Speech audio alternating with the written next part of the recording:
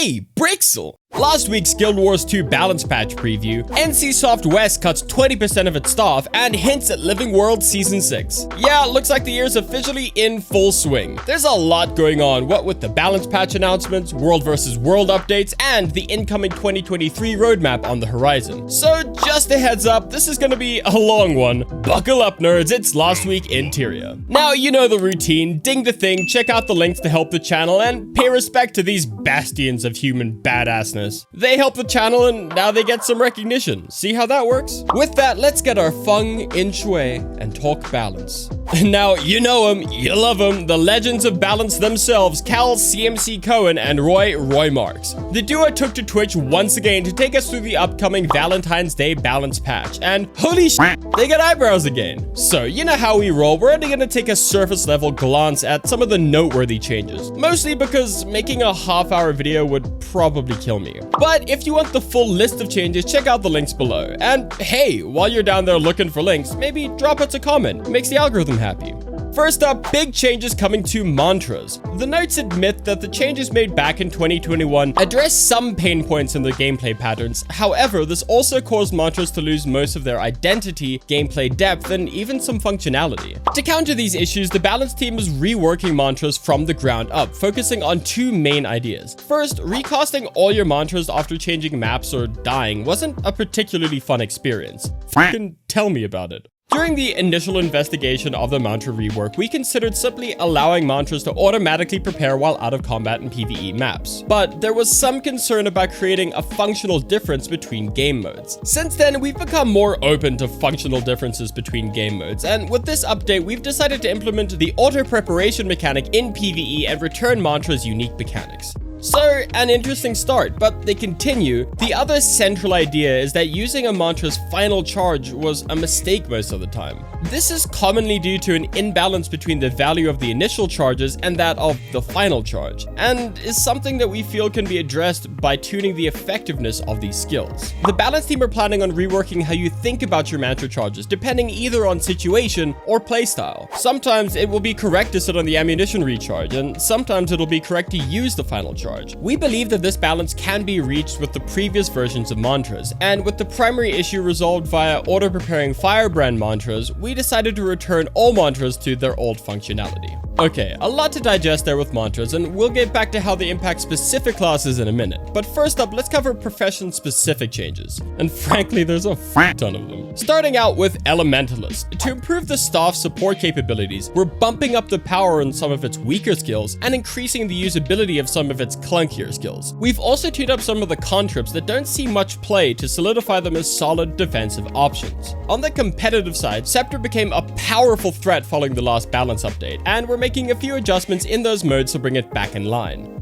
Seems like Elementalist is in a good place. Now, it still seems like everyone's a little twitchy after Gyrogate, because Engineer is comparatively pretty light on changes. Some boons and conditions from the Mechanist's mech skills were being applied by the Engineer rather than the mech itself.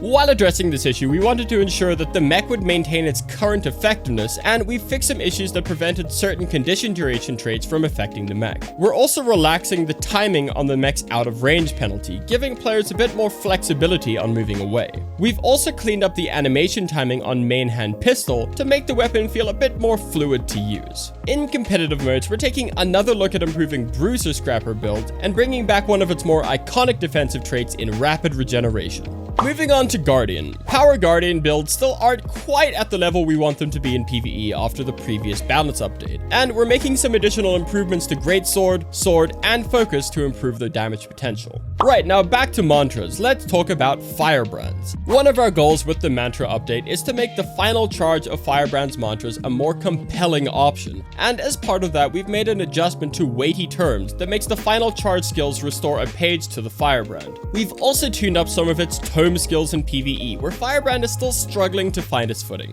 Before we move on, what the f*** is this? You thought you could sneak in a Willbender change without me noticing? I almost missed it. I'm a journalist. Willbender virtues no longer remove the active effects of other Willbender virtues. You know what? I might just start playing Willbender again. I mean, assuming I can never stop dashing into Sabbath's fucking flame wall. Now, as with Firebrand, the mantra changes also impact Mesmer. We felt that many of the effects granted upon using the initial cast could be more powerful, and in those cases, we've added an additional bonus for nearby allies. We've also made some usability improvements to shield and added additional options for group might to help make both quickness-focused and alacrity-focused Chronomancer builds more competitive with other support picks. The most notable change regarding mantras is that mantras now require an initial casting time to prepare the mantra charges. Now, on to everyone's favorite edgelords, Necros. We're improving the Reaper's shout skills, which now deal increased damage and gain additional effects when striking enemies in melee range, rewarding players for diving deep into the fray. Warhorn also sees some improvements, with Wail of Doom once again being unblockable and the cooldown reduction from Banshee's Wail being rolled into the baseline, allowing a wider range of Necromancer builds to take Warhorn without feeling tied to the blood magic trait line.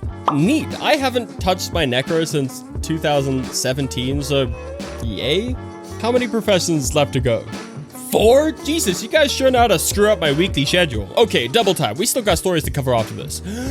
Ranger. We've rolled a few of Ranger's cooldown reduction traits into the baseline cooldown reduction of those skills, creating additional builds in which these skills can be taken at a higher level of effectiveness. Primal Cry will now inflict poison in addition to its other conditions, adding some synergy with Ranger's poison traits and providing a slight improvement for condition-based Soul Beast builds. For competitive modes, we've made some improvements to the Wilderness Survival trait and tuned up Soul Beast stances to improve Ranger's builds that are focused on attrition and survival over raw burst damage. Cool. Revenant. Vindicator is still overperforming relative to where we want it to be in PvP. No shit.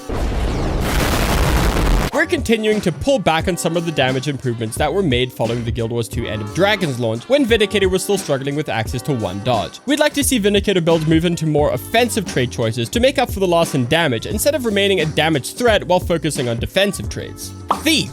Almost there. Rifle saw some improvements in the last balance update, but it's still outshone by Dagger in most power Deadeye builds. We do want Rifle to be a viable pick, and we're bumping up the damage a bit more. We've also made a usability improvement to Deadeye's Marc, which will no longer be lost when entering the downstage. Spectre is another support build in PvE that struggles with might generation compared to some other options. We've shifted the self-only might from Shadow Sap into Area of Effect might, and bumped up the might on Will of Bounty with the goal of making alacrity-focused Spectre builds more competitive. And Warrior.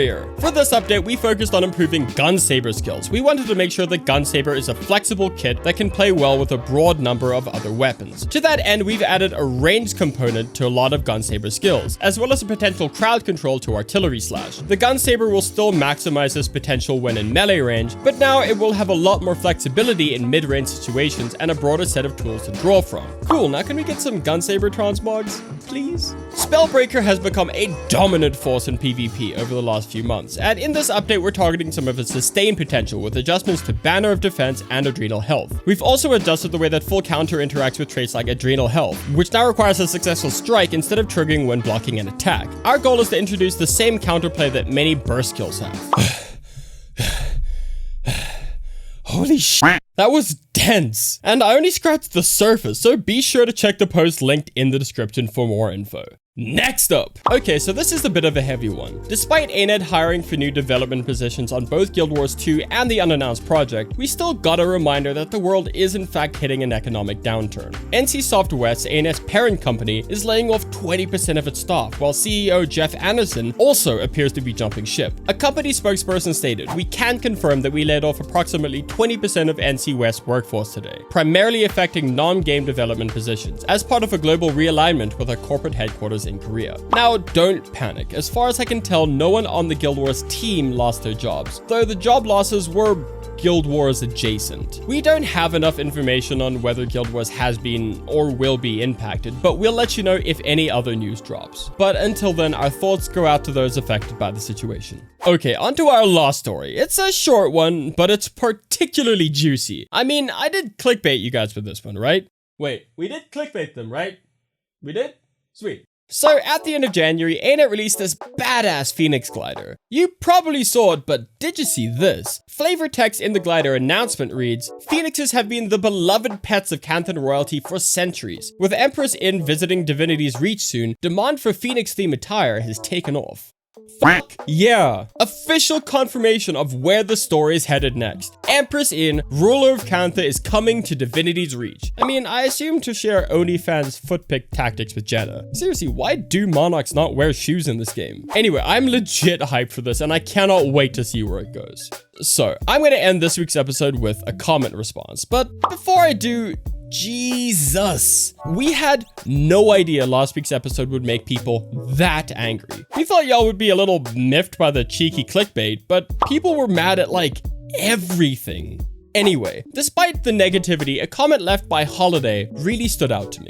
I feel that an important factor in nominating for these awards, especially in video games and especially in MMOs, is in how the representation goes on to affect their community as a whole. Long-term, strong representation that feels welcoming creates a warm, welcoming community and helps bigots know that they don't have a place. Guild Wars 2 is one of the best games I've played when it comes to this, and without a doubt, the best MMO when it comes to this. As a trans woman, I feel accepted, welcome, and safe in this community in ways I just don't in many other gaming communities, because I know the game dug its heels in and made it clear that it stands with us. For that, I don't just think the game deserves a nomination. I don't just think it deserves to win, beating out the outstanding Signalis, but I also think GLAD should be using it as an example of what other games should be striving towards. Guild Wars 2 is the benchmark for queerness in MMOs. Thank you so much for sharing your experiences with us. I don't so much have a response as much as I just want to say, yeah, I agree. But that's it. Thank you so much for watching. If you're looking for more in-depth Guild Wars 2 info, as well as the builds I play, check out heartstuck.gg. Heartstuck has the best guides, builds, and more interior. And while you're at it, check out my Twitch. I stream Guild Wars 2 and a few other games when we have electricity.